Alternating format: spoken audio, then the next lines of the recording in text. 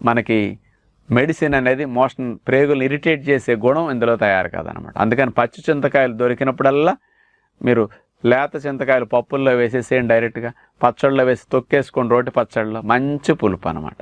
ఆకుకూరల్లో వేసేసేయండి, రోజు బాగుంటుంది.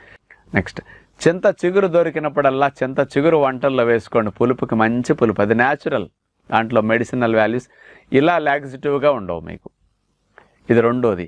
మూడవ పులుపు మామిడికాయలు సంవత్సరం పొడుగునా దొరుకుతున్నాయి. పచ్చి మామిడికాయలు కొనెప్పుడు వంటల్లో చెక్కేసి వంటల్లో వేస్తుండండి, పులుపుకు మంచిది అది. పచ్చి మామిడికాయలు మీకు చవకగా పొలటి దొరికినప్పుడు మొక్కలు కోసి ఎండబెట్టేసుకోండి మీరు, సంవత్సరానికి సరిపడా. ఆ ఎండిన మొక్కలు ఏమీ చెడిపోవు. మీరు కావాల్సినప్పుడల్లా అన్ని నీళ్ళల్లో వేసి వేడి నీళ్ళలో మరిగించి ఆ గొజ్జు తీసేయండి, ఆ గొజ్జు పోసేసేయండి వంటల్లో. శుభ్రంగా మామిడికాయ ముక్కల గొజ్జు వేస్తే చాలా టేస్ట్ వచ్చేస్తాయి. అసలు చింతపండు వేయకుండా టేస్ట్ వస్తుంది.